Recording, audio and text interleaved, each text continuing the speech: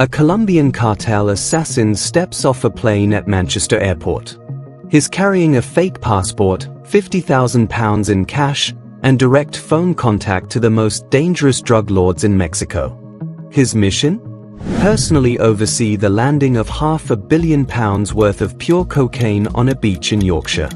But that's not the shocking part.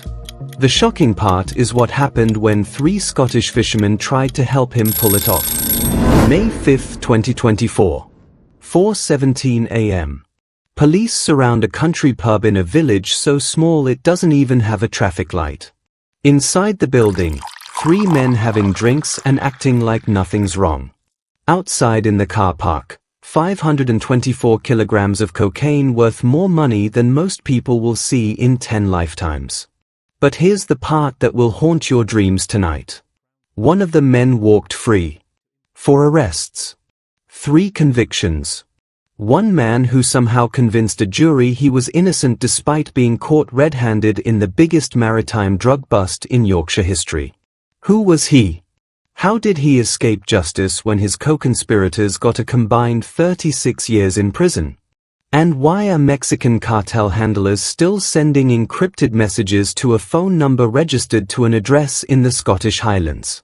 What you're about to hear is the true story of the most sophisticated international drug operation ever attempted on British soil. A story of midnight boat launches, floating cocaine packages, and cartel money that reaches from the slums of Medellin to the fishing villages of Scotland.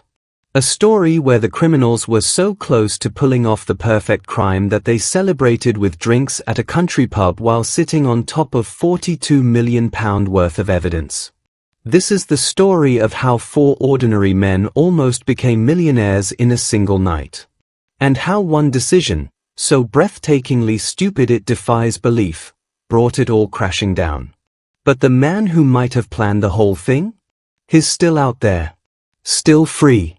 And still in contact with people who kill for a living. Sweet dreams, Britain. If you're already hooked and you know this is going to be one hell of a ride, hit that subscribe button now because we're about to go places the mainstream media won't take you.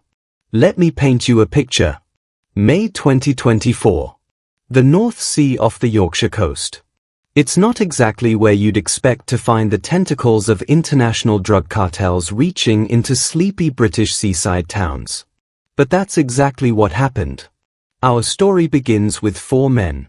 But here's where it gets interesting. 3 of them are from one of the most remote parts of Scotland you can imagine. Argyll and Bute.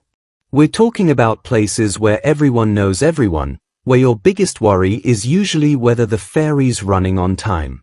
First up, Mark Moran. Ardrishaig, Argyll and Bute. Now, if you've never been to Ardrishaig, let me set the scene. It's a village of about 1,300 people on the shores of Loch Fyne. Picture-perfect Scottish Highlands. The kind of place where the most exciting thing that happens is the annual regatta. But Mark Moran had bigger plans than village life. Then we have Daniel Livingston from Campbelltown. Now Campbelltown, that's even more remote. It's literally at the end of the Kintyre Peninsula. To get there, you either take a tiny plane or drive for 3 hours through some of the most beautiful and isolated countryside in Scotland. These aren't your typical drug smugglers. These are men from communities where your reputation matters, where everyone knows your family, where you can't just disappear into anonymity. But the real star of our show? He's not from Scotland at all. Meet Didier Tordesillas Reyes. 40 years old.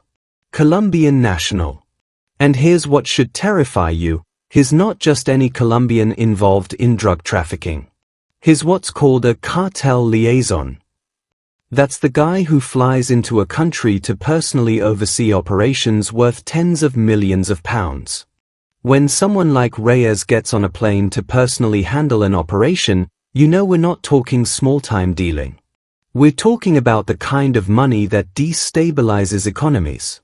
The kind of operation where failure isn't just embarrassing, it's deadly. And here's what'll keep you awake tonight. There was a 4th man. Also from Argyll and Bute. Also arrested. also charged. But he was acquitted. The question that haunts this entire case: who was he? What did he know that the others didn't? And why did the prosecution's case against him fall apart when the evidence seemed so overwhelming? We'll come back to the ghost of this operation, because his story, the one that was never fully told, might be the key to understanding just how deep this conspiracy really went. But first, we need to understand something crucial. How does a half-ton of Colombian cocaine end up on a quiet Yorkshire beach? Because the logistics of this operation, they're absolutely mind-blowing. And if mind-blowing international crime operations are your thing, make sure you've got notifications turned on. Trust me, you don't want to miss what's coming next in this series. Picture the North Sea. It's May 2024. Somewhere out there in international waters, beyond the reach of UK maritime patrol, sits a vessel. We don't know its name. We don't know its flag. But we know what it's carrying. This is what the National Crime Agency calls the mothership method. And it's absolutely genius in its simplicity. Here's how it works. A larger vessel, could be a cargo ship, could be a fishing boat, could be a luxury yacht, carries the main consignment through international shipping lanes. It looks completely legitimate. Clean paperwork, regular route, nothing suspicious. But at a predetermined point, usually in international waters, it stops. Not for long. Just long enough to drop waterproofed packages into the sea. Packages that float. Packages equipped with GPS beacons that can be tracked by smaller, faster boats. Enter the RHIB. That's a rigid-hulled inflatable boat for those not familiar with maritime terminology. Think military-grade speedboat. The kind that can do 60 knots in rough seas and still handle like a sports car. These boats are expensive. We're talking £50,000 minimum for something capable of this kind of operation. They're also incredibly conspicuous if you don't know how to use them properly. But here's what makes this method so terrifying for law enforcement. The vulnerable part, the actual smuggling, only lasts a few hours. The RHIB launches from a quiet slipway, races out to the drop coordinates, collects the floating packages, and races back to shore. Total time in international waters? Maybe 2 hours. Total time carrying illegal cargo? 3 hours maximum. Compare that to traditional smuggling methods where vehicles or individuals carry drugs for days or weeks across multiple borders, and you start to understand why maritime smuggling is exploding across Europe.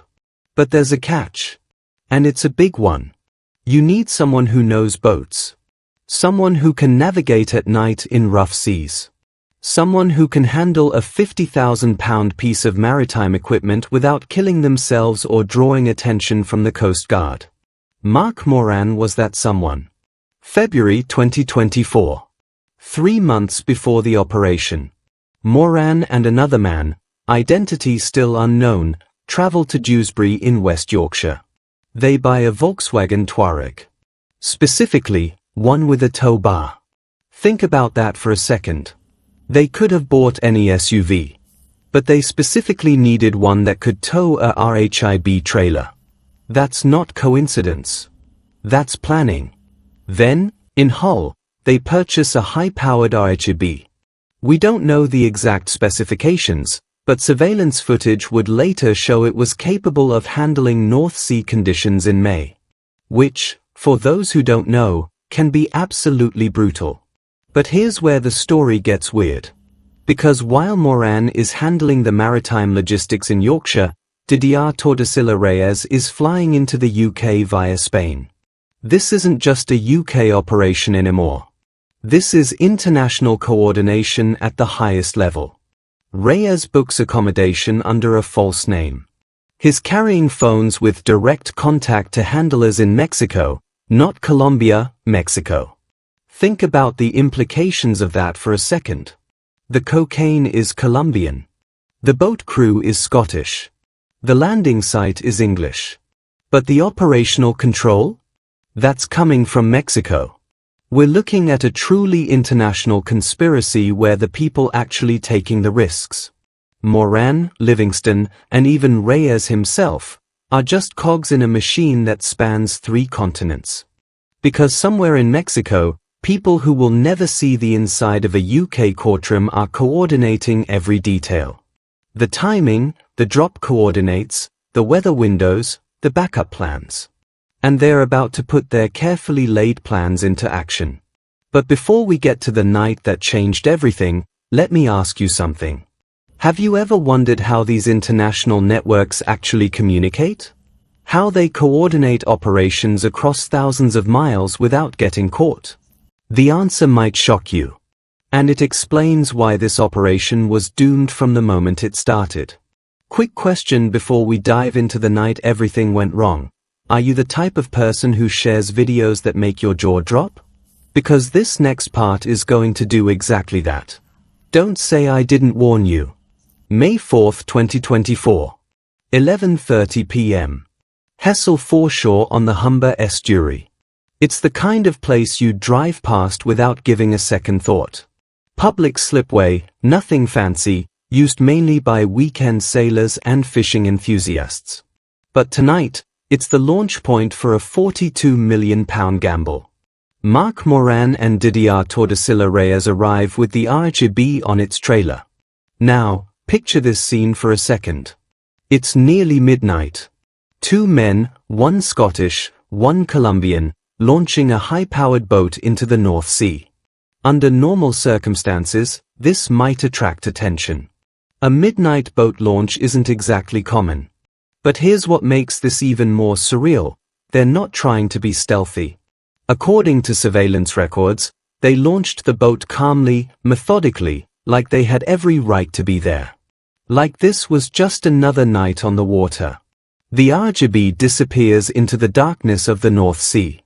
Destination: GPS coordinates provided by handlers in Mexico for a rendezvous with an unidentified mother ship. But while Moran and Reyes are racing toward their floating payday, Daniel Livingston is playing his part in the conspiracy. And his job? It sounds almost comically simple. He's the lookout. Livingston positions himself with a torch and a mobile phone. His job is to signal when the coast is clear for landing, coordinate timing with the boat crew, and make sure no one's watching when they bring half a ton of cocaine ashore. But here's what Livingston doesn't know. Here's what none of them know. They're being watched. Every move. Every phone call. Every torch signal. The National Crime Agency, working with Humberside Police and Border Force, has been tracking this conspiracy for weeks. Maybe months. They know about the Tuareg purchase. They know about the RHIB. They know about Reyes's false identity at the hotel. And they're about to watch these men incriminate themselves in the most spectacular way possible. 3:15 a.m. May 5th, 2024. The RHIB returns from international waters. But now it's riding lower in the water. Much lower. They've made the rendezvous. Multiple waterproofed bales are now secured in the boat. Each one containing pure Colombian cocaine. Each one worth more money than most people see in a lifetime. The landing site, a beach near Easington Caravan Park. Now, if you know East Yorkshire, you'll know this isn't exactly a remote location. It's not some hidden cove accessible only by mountain goats. It's a popular caravan park on a well-used stretch of coast. But at 3 a.m. in May, it's deserted. Perfect for unloading half a ton of Class A drugs. Moran and Reyes beach the RHIB and begin the transfer. Bag after bag of waterproofed cocaine comes off the boat and goes into a waiting hire van. Livingston coordinates with torch signals and phone calls. And from concealed positions, law enforcement cameras are recording every second. But here's where the story takes a turn that's so bizarre, so incomprehensibly stupid, that you'll question whether these men were criminal masterminds or complete amateurs. They drive the van, containing 524 kilograms of pure cocaine, to their accommodation. The Stags head in. Lely, East Yorkshire. And they park it outside. Let me repeat that because the sheer audacity needs to sink in. These men have just completed an international drug smuggling operation involving Mexican cartels, Colombian suppliers, and maritime logistics that would impress a naval officer. And they park £42 million worth of cocaine outside a country pub like they're dropping off groceries. Inside the Stag's Head Inn, 3 men have a drink. Outside, in full view of anyone walking past, sits evidence that will put them in prison for a combined 36 years. The surveillance teams couldn't believe what they were seeing. But the night wasn't over yet. Because there was still one more twist to come. One more piece of evidence that would seal their fate forever. And it involved a man who looked like he'd just been swimming in the North Sea. The arrests came fast. But not immediately. See, this is where you realize just how professional the surveillance operation was. The NCA didn't swoop in the moment the drugs hit the beach. They waited. They watched. They let the conspiracy complete itself. Because in criminal law, there's a huge difference between attempting to import drugs and successfully importing drugs. One carries a much heavier sentence than the other. The arrest teams moved in when the van was parked outside the Stag's Head Inn. 524 kilograms of cocaine. Street purity so high it would have been worth £42 million when cut and distributed. But here's what made the case absolutely bulletproof from a prosecution standpoint. When they arrested Didier Tordesillas Reyes, he was soaking wet. Let that sink in for a moment. It's 4 a.m. on a May morning in Yorkshire. Everyone else is dry. But the Colombian cartel liaison is drenched head to toe like he's just spent several hours on a boat in the North Sea. The man had to be given a forensic suit to change into after his arrest because his clothes were so waterlogged they were creating puddles on the custody suite floor. But the evidence that would really seal their fate was digital. Reyes's phone contained messages from Mexico. Not coded messages. Not encrypted communications. Direct contact with someone higher up the cartel chain. The judge would later note that these messages showed Reyes was in direct contact with operational controllers in Mexico. People giving him orders. People coordinating the timing of the operation. This wasn't just drug smuggling. This was proof of an international conspiracy with tentacles reaching from the Highlands of Scotland to the cartels of Latin America. Daniel Livingston cracked first. June 5, 2024. Guilty plea. Then Reyes. July 22, 2024. Guilty plea. Mark Moran held out until trial. October 28, 2024. 8 days of evidence. 8 days of surveillance footage, phone records, financial transactions, and forensic evidence. The jury took less than a day to convict him. But throughout all of this, there was one question that haunted the courtroom. One question that the prosecution never fully answered. What happened to the fourth man? Remember, 4 men were arrested. 4 men from this tight-knit community in Argyll and Bute. But only 3 were convicted. The fourth man, his identity still protected, was acquitted. The prosecution case against him collapsed. We don't know why. We don't know what evidence failed to materialize. We don't know what his defense team argued that was so compelling. But we do know this. In a conspiracy case where 3 men received a combined 36 years in prison based on overwhelming evidence, 1 man walked free. Was he the smartest criminal in the group? Did he have the best lawyer? Or did he know something about the operation that the others didn't? The answer to that question might explain how this conspiracy really worked. Because here's what bothers me about this entire case. 4 men from one of the most remote parts of Scotland don't just randomly decide to become international drug smugglers. They don't just happen to have the maritime expertise to pull off a North Sea operation. They don't just coincidentally know how to contact Colombian cartels. Someone recruited them. Someone with connections to both the Scottish Highlands and international drug trafficking networks. Someone who could coordinate between fishermen who knew boats and cartels who knew drugs. And I think that someone might have been the fourth man. The one who got away. But we'll never know for certain. Because unlike his three co-conspirators, he's not in prison. He's not giving interviews. He's not naming names. He's free. And somewhere in the Highlands of Scotland, he knows exactly how close this operation came to succeeding. Now if that doesn't give you chills, nothing will. And if you're getting the same dark satisfaction from this that I am, share this with someone who appreciates proper investigative storytelling. They'll thank you for it. December 23, 2024. Hull Crown Court. Mark Moran, 15 years. Daniel Livingston, 7 years, 9 months. September 22, 2025. The same courtroom. Didier Tordesillas Reyes, 13.5 years. Judge Mark Berry's comments during Reyes's sentencing were particularly telling. He rejected any claim that Reyes was acting under duress. He noted that Reyes played a significant role in ensuring the consignment's safety and onward transmission. In other words, this wasn't some small-time player who got in over his head. This was a professional. Someone trusted by international cartels with a £42 million operation. But here's what should terrify you about these sentences. In the grand scheme of international drug trafficking, 15 years is just the cost of doing business. Think about it. The people who coordinated this operation from Mexico are still free. The suppliers in Colombia are still operating. The mothership that delivered the cocaine to international waters was never identified, never intercepted.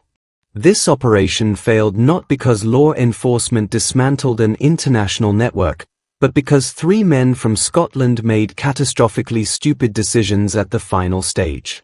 They parked £42 million worth of cocaine outside a pub and went for a drink.